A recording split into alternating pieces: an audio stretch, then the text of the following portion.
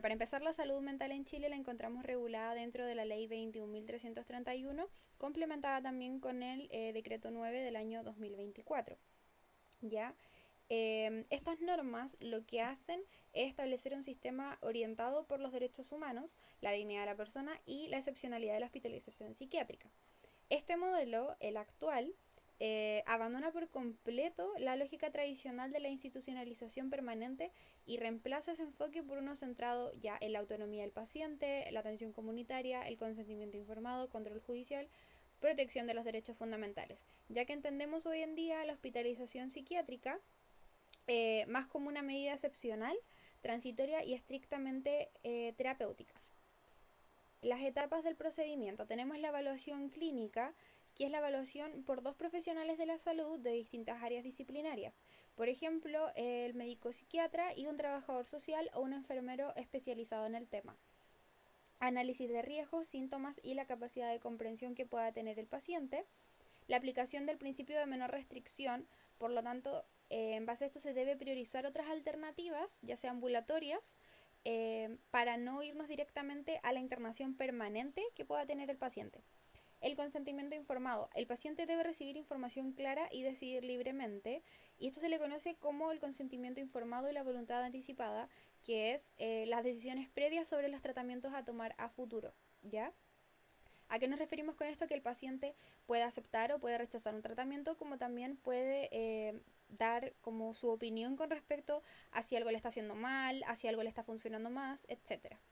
El ingreso al establecimiento. Se debe hacerle una elaboración de la ficha clínica, un diagnóstico y plan terapéutico a seguir y los requisitos que debe ser riesgo, la falta de alternativas y finalidad terapéutica. Y aquí entra una problemática, ya que nos ponemos en el caso de que una persona en situación de calle tenga esquizofrenia y está siendo tratada en un centro comunitario, en un centro clínico, y cuando le dan el alta, ¿qué se hace si es que no tiene una red de apoyo, no tiene familiares, no tiene a quién acudir? Aquí se pone en juego, ya sea los principios o la moral del equipo médico, con el cumplimiento restrictivo de la ley, que es que si no necesita más la internación, debe simplemente abandonar el centro médico. Por lo tanto, muchas veces estos centros se convierten más en una contención social, ya que esta parte del sistema se encuentra totalmente desamparado. Ahí nos podemos dar cuenta todo este todo este procedimiento de la hospitalización psiquiátrica solamente funciona para quienes realmente tienen una red de apoyo y a dónde pueden ir después de que termina su hospitalización, porque las personas en situación de calle finalmente o vuelven a recaer o no tienen la capacidad ya sea económica para poder seguir comprando los medicamentos o seguir con los tratamientos que son especificados por el centro. ¿Qué partes tenemos involucradas? Tenemos involucradas al paciente, que es nuestro titular de los derechos, el centro del sistema por el cual nos estamos movilizando, el equipo de salud, que son quienes evalúan, diagnostican y tratan. Los familiares son una parte muy importante dentro de todos estos tratamientos, ya que son el apoyo, pero tienen una participación limitada, porque igualmente existe la problematización que antiguamente las familias llegaban e internaban a sus familiares, ya sea por orientación sexual diferente, para que no tomen decisiones dentro de la familia y demás. En los establecimientos de salud lo que hacen es garantizar las condiciones dignas, y la autoridad sanitaria, que sería la Seremi, se encarga de supervisar con la Comisión de Protección, que eso fiscalizan los derechos. Y los tribunales tienen el control de legalidad y la protección de los derechos. ¿Qué pasa? Pasa que cuando se evalúa una persona, después se manda esa ficha a los tribunales y ellos finalmente son los que hacen la declaración para empezar el tratamiento. Y aquí surge otra problemática, que es cuánto tiempo tiene que esperar el paciente para que el tribunal pueda dar fe o pueda autorizar esta internación como tal. Porque los tribunales se demoran. No es algo realmente inmediato y los pacientes necesitan el tratamiento ahora ya, no en 90 días, no en 120 días. Entonces ahí igualmente tienen una problemática muy grande. Correspondiente a las formas de inicio, cómo comienza la internación psiquiátrica, se dan de dos formas, de la voluntaria y la involuntaria. La voluntaria comienza por la solicitud del paciente, de manera directa. Derivación médica o tras intención en urgencias. ¿Qué evalúa el médico en esta situación? El estado mental del paciente, el nivel de riesgo y la necesidad terapéutica que éste necesita. A continuación es donde se firma el consentimiento informado y se registra la ficha clínica y comienza el tratamiento como tal. Como segunda opción encontramos la internación involuntaria. Aquí es donde cambia el panorama, ya que a diferencia de la voluntaria, esta comienza en una crisis, en una situación, es un panorama de desregulación de la persona. Y esta puede ser dictada, la internación de esta persona que está en un estado psicótico, puede ser a petición de familiares, a través del SAMU, carabineros o los mismos servicios de urgencias o la decisión médica directa, nuevamente. Quisiera consultar a ustedes, compañeros, o a usted, profesora, ¿qué es lo que debería hacer la familia cuando una persona en psicosis amenaza con suicidarse pero se niega a recibir ayuda? ¿Cómo es que actúa el sistema chileno moderno? En primer lugar, se realiza una evaluación psiquiátrica urgente a la persona. Se determina si es que existirá algún tipo de peligro para ella o para los demás.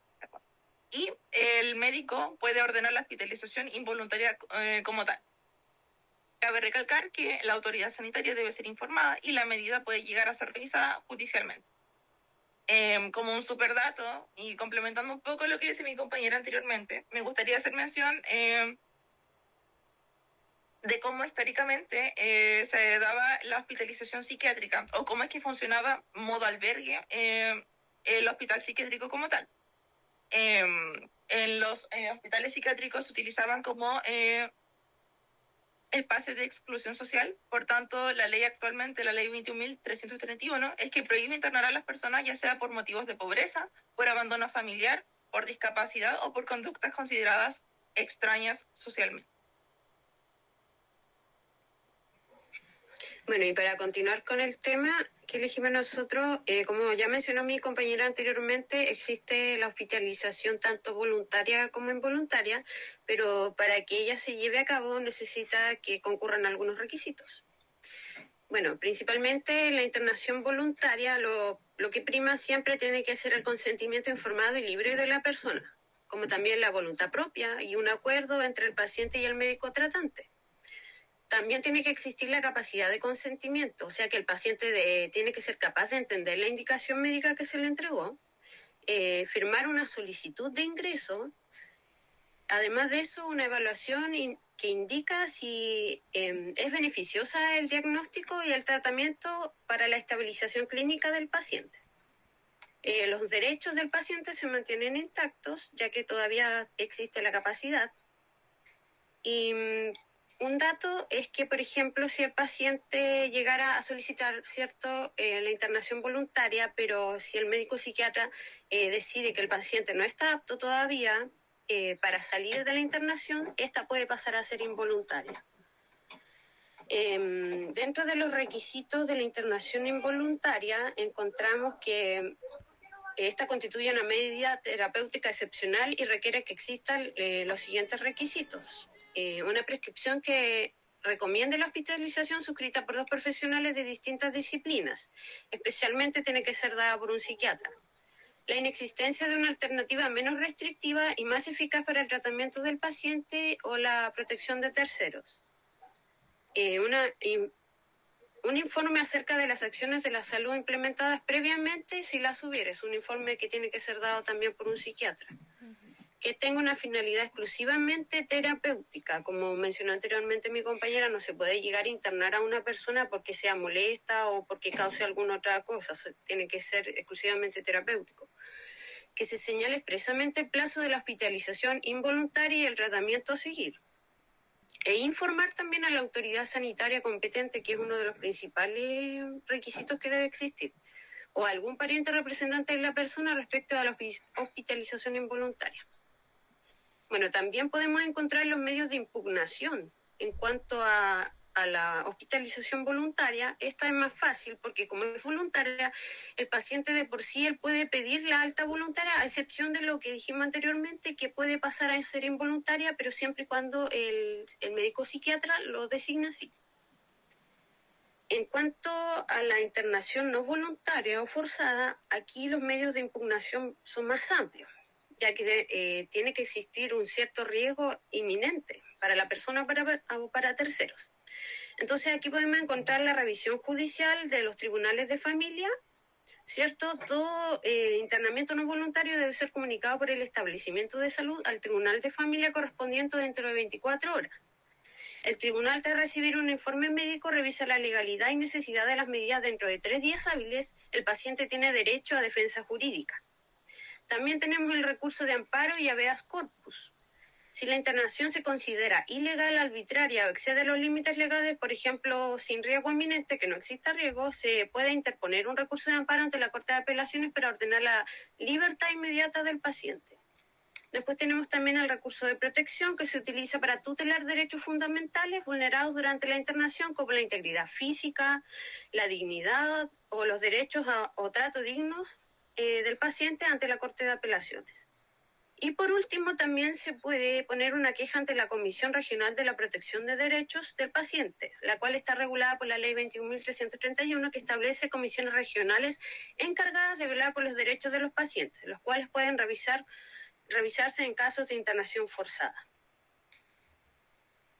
Como problematización del procedimiento de internación mental, voluntaria y no voluntaria, regulado por la Ley 21.331, podemos destacar principalmente que la normativa establece requisitos bastante estrictos para limitar la hospitalización forzada, especialmente porque esta afecta directamente un derecho fundamental como lo es la libertad personal. Entre estos requisitos encontramos la existencia de un riesgo real e inminente para la persona o terceros, una ausencia de alternativas menos restrictivas y además la evaluación de al menos 2 profesionales de distintas disciplinas, una exigencia que se encuentra establecida en el artículo 13, numeral primero de esta misma ley. Sin embargo, aunque el sistema busca proteger los derechos fundamentales del paciente, en la práctica pueden existir errores o negligencias producto de estas situaciones de urgencia clínica. Por ejemplo, pueden producirse diagnósticos erróneos, sobreestimación del riesgo, o decisiones apresuradas por parte del equipo médico. Esto puede terminar afectando directamente al derecho a la libertad personal y a la seguridad individual reconocido en el artículo 19, número 7 de nuestra Constitución Política. Precisamente por el riesgo que implica restringir la libertad de una persona, nuestro ordenamiento jurídico contempla distintos mecanismos de control y corrección. En primer lugar, existe un control judicial obligatorio, ya que la internación involuntaria debe ser comunicada al tribunal competente, el cual revisa la legalidad de la medida. Además, el paciente y sus familiares pueden impugnar la hospitalización mediante acciones judiciales, como por ejemplo el recurso de protección regulado en el artículo 20 de la Constitución, cuando exista una vulneración de derechos fundamentales. También debe existir una alta médica que es obligatoria, una vez que desaparezcan los requisitos legales que justificaban la internación del paciente. Finalmente, puede existir la responsabilidad civil o administrativa de los profesionales a cargo de salud en caso de actuaciones negligentes o arbitrarias. No obstante a esto, uno de los mayores problemas aparece en la aplicación práctica de la ley. Aunque la normativa establece que la hospitalización debe ser excepcional, diversos informes del Ministerio de Salud han evidenciado problemas estructurales importantes dentro del sistema chileno de salud mental. Entre ellos encontramos insuficiencia de dispositivos ambulatorios, falta de profesionales especializados y sobrecarga del sistema hospitalario. Como consecuencia de esto, la internación psiquiátrica muchas veces deja de funcionar como una medida excepcional y termina transformándose en una de las pocas respuestas disponibles del sistema. Esto provoca una desneutralización del procedimiento y además debilita principios fundamentales como la subsidiariedad, la proporcionalidad y la autonomía del paciente. Frente a esto, algunas posibles soluciones podrían ser fortalecer la red comunitaria de salud mental, aumentar la inversión en atención primaria, la capacitación constante a equipos médicos y jurídicos y mejorar una coordinación entre servicios de salud y los tribunales. Como complementación a lo expuesto a mi compañero, también existen más dificultades y aún más riesgos sobre lo que es la internación psiquiátrica forzosa. En primer lugar, encontramos los riesgos de vulneración de los derechos humanos. La internación involuntaria implica restringir la libertad personal, insisto. Por eso es que existen fuertes debates jurídicos y éticos. ¿Hasta qué punto el Estado puede decidir sobre la libertad de una persona? La Convención sobre los Derechos Humanos de las Personas con Discapacidad ha criticado las internaciones forzadas basadas en la discapacidad mental. También, el riesgo de abusos institucionales. Históricamente en distintos países, incluyendo el nuestro, existieron, ya sea internación indefinida, sobremedicación, aislamiento o el uso excesivo de las contenciones físicas. Por eso es que hoy las normas exigen que exista un control judicial, que realice una revisión periódica y supervise de manera sanitaria, de manera, insisto, periódica. Dificultades en Chile. ¿Cuáles son los dilemas chilenos? En primer lugar, encontramos la falta de infraestructura. Si bien lo dijo mi compañero, la falta de camas psiquiátricas, la carencia de especialistas y la escasez de atención comunitaria es lo que atrae como consecuencias las urgencias colapsadas. En segundo lugar, encontramos la sobrecarga familiar. Muchas veces la familia es la que detecta los cambios en el otro. Muchas veces es la familia la que contiene, es la familia la que retiene las conductas peligrosas y finalmente es la familia la que busca ayuda prácticamente sola. ¿Está realmente preparada la red pública para apoyar a las familias en crisis de salud mental? Personalmente no creo. Y la estigmatización social. Existe discriminación hacia personas con trastornos mentales graves. Quieran o no aceptarlo, la sociedad genera exclusión social, temor y rechazo laboral. Correspondiendo a los tribunales chilenos, señalan que la internación involuntaria debe ser de manera excepcional, proporcional y siempre revisable. El control judicial busca evitar las internaciones arbitrarias y más que nada proteger las garantías fundamentales como la libertad personal y la dignidad, también así la integridad psíquica. Eso sería. Finalmente, como conclusión valorativa, podemos señalar que la Ley 21.331 establece un marco normativo robusto y bastante avanzado en materia de protección de derechos fundamentales de salud mental. Sin embargo, el principal desafío actual no parece estar solamente en la ley misma, sino en las limitaciones institucionales y estructurales de sistemas de salud chileno. Por ello, más allá de reconocer derechos en la normativa, el verdadero desafío consiste en garantizar herramientas y recursos efectivos que permitan proteger tanto la salud mental de las personas como su libertad, dignidad y autonomía.